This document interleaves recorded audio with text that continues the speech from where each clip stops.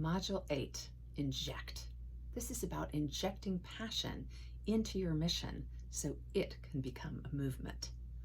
So oftentimes I get asked, what's the difference between an executive and a leader?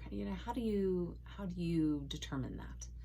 And what I know is that really great executives, they're great on paper. They are technically proficient. They have a good history for getting things done, and they look good. But true leaders, they can inspire people. True leaders bring a vigor and a passion to their missions so that people want to follow them, want to serve them. Imagine what your life would be like as a leader if you could inspire others around you to simply act on your behalf, to serve you, so that you could do everything in your power to lead. And to lead, whether it's a company, an organization, a movement, but to really achieve what you were meant to achieve. Listen, you've done the work. You've connected with the parts of yourself you needed to. You've connected with the divine. You've connected with other people. You have gone below the surface to detect what's gotten in your way. You've actually done the work, the breakthrough work, to determine where those memories and experiences are that have held you back. And then you've paid honor and respect to that. And then you've released all that.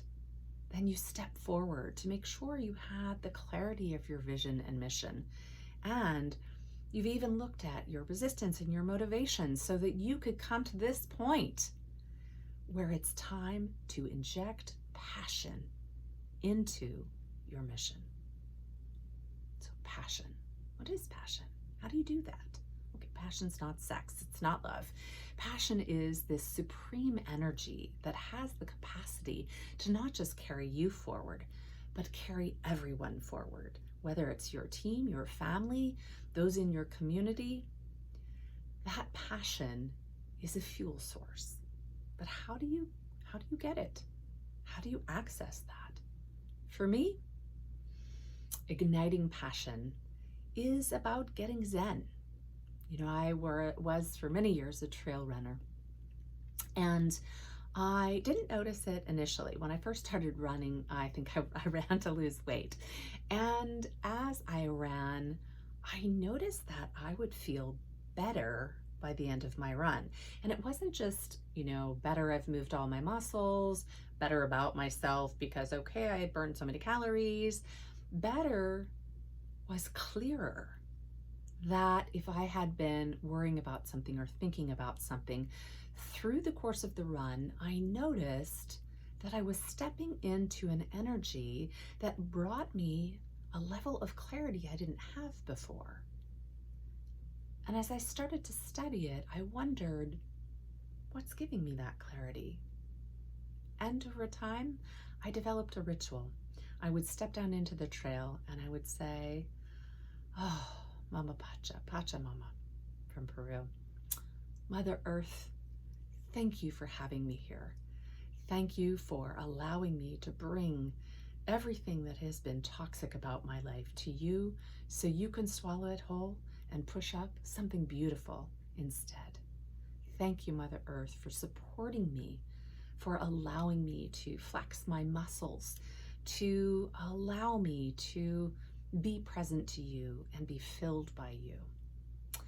And while that may sound like a silly little prayer, what it did was it opened me to this notion that I was stepping into something greater than myself. I was stepping into a much larger energy field that could not only consume anything that I needed it to sort of take away from me, but that I was open to receiving from it a level of clarity or energy or vigor or love or nurture. And I began to notice that in my clients, especially the professional athletes, they had their own way of getting zen. Whether it was like Chevy Chase in Caddyshack, allowing the energy to fill him so that he could strike that ball with his golf club and send it flying beautifully through the air to make a hole in one.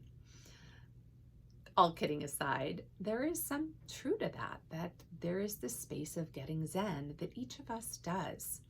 Each of us who wants that level of clarity and doesn't really think that we're going to get there in just the human form, but that we get there by connecting to some sort of divine power source. I think there are lots of folks out there who know that they do their best work when they get zen. And many of them have what Hal Elrod called the miracle morning. So Hal said in his book, if you can design a ritual for your morning that sets you up for the perfect day, everything flows effortlessly. And the day is much shorter than you thought it was going to be, allowing you to enjoy your friends, your family, some free time for yourself, or maybe just to play. And while everybody has a different kind of miracle morning, for me, it took me a long time to actually realize that my miracle morning didn't look like everybody else's miracle morning. I don't do well getting up at 4:30 in the morning, even though I know a lot of successful CEOs that do just that. And that is, to them, the best way to begin their day. For me, the best way to begin my day is to get up, to bring some coffee and toast and fruit back up to my room on a tray, to open up all of my windows and to listen to the birds outside, and to take in this beauty of the morning. And from there, I tend to pull angel cards because I like them. I like the creativity in them, and I like that they open my eyes to the messages for the day. And usually from there, I will meditate and or pray. And I will allow myself to be open to receiving direction about which way I'm headed or who I'm going to speak to or just the way I'm going to comport myself that way that day. And I get zen. I notice that the days that I adhere to my miracle morning are the days that I experience bliss, ease, grace. And so that's how I begin getting zen. Generally speaking, I go from there to some form of exercise or running the dog, and I might even get more zen, and I might come back with clearer messages for my mission. So when you are able to allow yourself to design a ritual for getting zen or paying attention to how you get zen, you can bring that to your team. A true leader is not only there to organize and energize his team, but also to invigorate and mobilize his team. A true leader is able to go ahead and provide that zen space for his or her team members, community members, and is able to bring a clear message forward. Imagine if you could deliver a clear message to your team and there was nothing that stood in the way of them activating and implementing based on that clear message. Imagine how far you could go, how fast you could go, how effortlessly you could go together. It's time to inject that passion into your mission so that you experience movement. Go to it.